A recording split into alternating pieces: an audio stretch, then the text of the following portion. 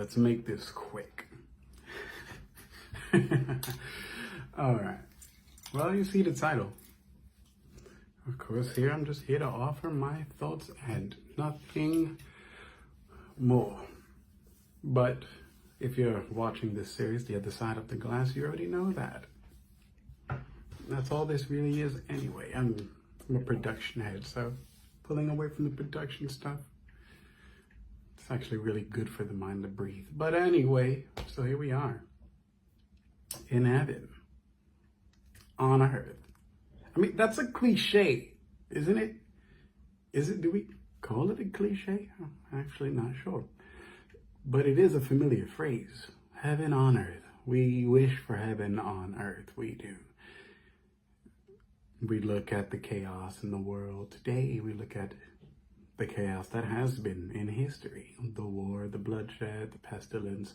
We look at these things, and for some reason that disqualifies our present as being a bit far off from that ideal. What ideal, though? What ideal are you even talking about when you use history to contrast against the present and its very same dangers? I mean, once you get down the line, it is the very same danger. It hasn't changed. The numbers do.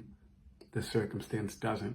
I mean, exactly how many ways can you count death other than the ways that you can die? So anyway, that's super lame, not what we're here for. So that can move to the left. But heaven on earth, right here, ladies and gentlemen, is heaven on earth. Heaven on earth. I know that we have these fantastical ideals about about what things exist in life.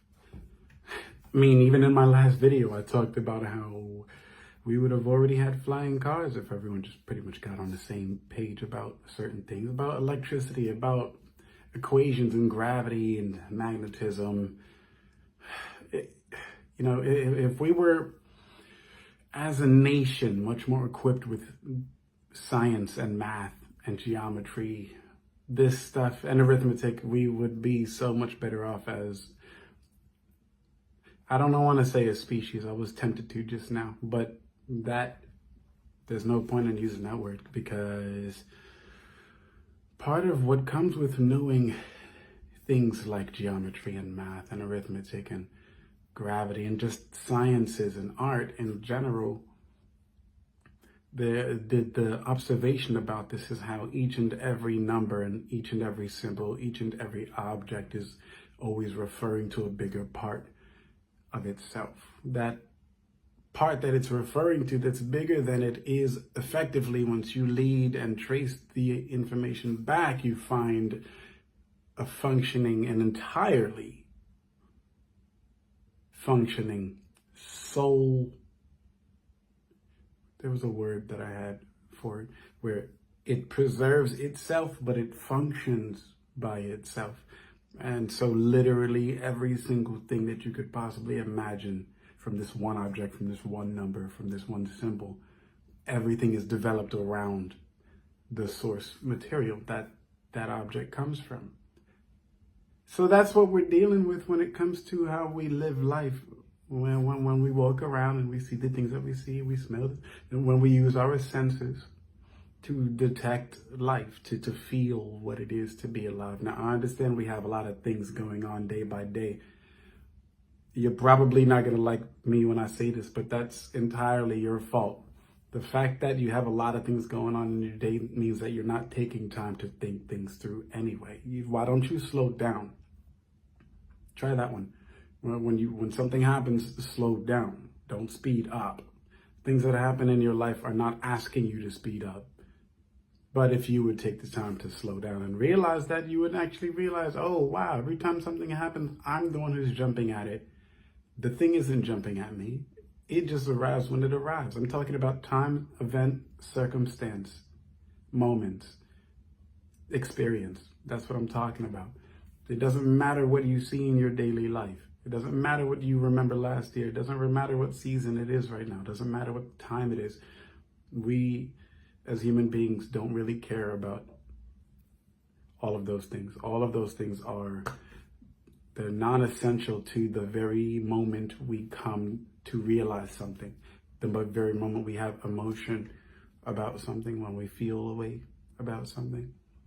Like when someone meets you in your eyes and you think they're attractive and they think you're attractive. Now that's a personal fantasy, so excuse me. But anyway, when you do see something that pleases you and there's just like this wave that overcomes you with satisfaction, comfort, and contentment, joy, or even on the more negative side, things like disgust and envy and anger and loss.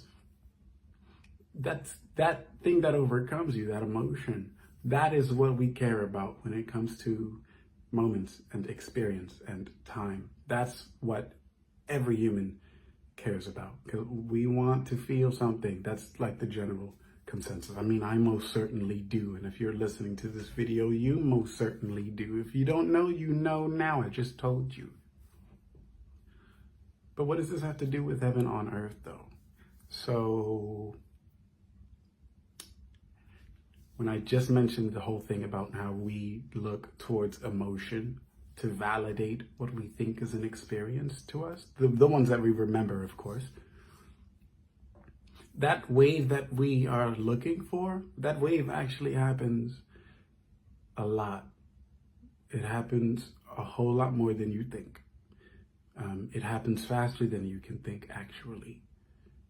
Think faster than light travel. The kind of stuff in science movies and video games like Mass Effect and Star Trek, when they hit that hyperspace loop in a tunnel and they are traveling to a different solar system, different planet. Think that when we talk about where a single moment, where a single instance of that refreshing feeling that you get, because it is refreshing, but let me not use the word refreshing because I feel like that distracts me from what I mean by a moment, and it's instant. Because when it comes to an instant of a moment, you might not recognize it, but when a moment comes fully into you, like when you bite into an apple, maybe 2 days ago you were thinking about eating an apple. You might not know when you thought that small instant, but what it ended up becoming 2 days later is you eating the apple. So I mentioned that not to talk about manifestation, because this video is not about manifestation. It's about heaven on earth. I don't care what you create. If you know about manifestation, I don't care, because that's not what this video is about. This is just about the fact that where people say you go after you die is actually where you come from in your mind to be hearing me saying what I'm saying to you right now, to even be able to watch this video. A lot of people misunderstand what it means to live in a human body. A lot of people understand, first of all, what it means to be alive. So they misinterpret their experiences. A lot of people understand actually that the general misinterpretation of your experiences comes from thinking that whatever is happening outside of you is where you need to go. You need an internal compass. You need to trust yourself. You need to reestablish your ideas of friendship, trust, and safety, and family, first of all. Because if you don't have that, you're never going to understand what an internal compass is, and you're never going to understand why you shouldn't go chasing after things you see outside of you. You're never going to understand if you don't get safety, family, trust, and friends, that idea, into something that makes sense to you personally. So anyway, moments, experiences, the instant of a moment, and a moment as it fully overcomes you. This is what heaven on earth is made of. And when I say heaven on earth, let me edit that. It's not heaven on earth, because heaven is earth, guys. Everything that you think in your mind, because the word mind isn't something that people think is a magic word, right? Mind should be something that everyone understands. The mind is a word that everyone uses, so I think mind is okay to use here. But your mind is what is absolutely nothing. if you listen to people like Buddhas and gurus, what they end up trying to tell you all of the time is to get rid of that ego, get rid of that part of you that thinks that they need to show up to be the bigger person, or to like try to flex, and that isn't trying to help support peace and understanding and cooperation.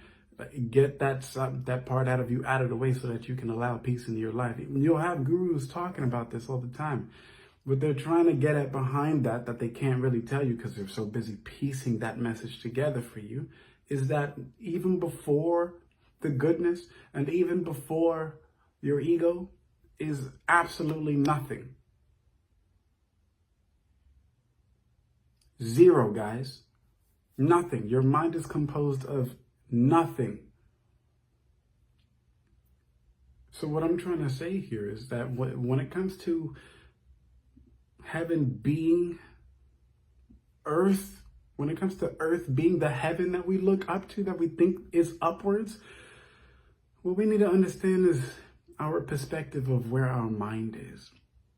When we go to sleep and we see darkness, where do we really think we go when we close our eyes? When we have someone fold their hands over our eyes and there's complete darkness, where do we think we move? Does our idea of our positioning go up or down? Exactly how do we orient ourselves when we feel like we don't have the ability to see anymore? Well, I'm here to tell you that what your mind does is go back to where it came from, which is nothing. But in the English lexicon and urban dictionary, when we want to talk about how people ain't nothing, what we're talking about is that you're less than dirt. Where is dirt, guys? Dirt is down beneath, underneath our feet, right? So if someone is less than dirt, and we're not counting the fact that the Earth's core is underneath the dirt, then that means we're talking about something that is less than dirt, that you can't even account for when it comes to Earth and its core, which we understand is like heat and light, right? So if it's not heat and light, and it's not dirt, if you ain't nothing, if your mind is nothing, then that means you're not even the substance that Earth is made of. So when you look up, when you think about praying, when you think about heaven, the only place you can look is up, guys. Your mind thinks up. But this life is the only up that there is. The thing that scares people about this being fact is that they have to ask themselves, then what have I been doing all this time? Like, if they ever come to believe what I'm saying, but they've already had this argument with you. They've already had this argument with themselves. They've already had this argument with many, many other people. They haven't heard me talk about it, but they've heard someone say something like this and they've completely dismissed it. But if they were to actually believe it, they are going to be met with immediate cognitive dissonance and a huge amount of conflict, because they're going to be wondering, well, if this was all it was and it was actually okay for me to be the way that I wanted to be, then why did I spend so much time doing everything else? All of that's going to collide at once. The reason why gurus again tell you, hey, you probably want to instill peace and cooperation and, encourage empowerment among yourselves and trust and idea and family values. The reason why you want to do that is so that when you do come to that realization that, wait, there might not actually be anything more than this, you will meet with peace. You'll meet with the very thing that you've been sowing from day one. You don't have regret about the way that you've lived your life. You don't have anyone that you think you need to fight or rage against or be angry about, because you've already met the parts of yourself that would be upset for spending time on nothing. But nothing has value.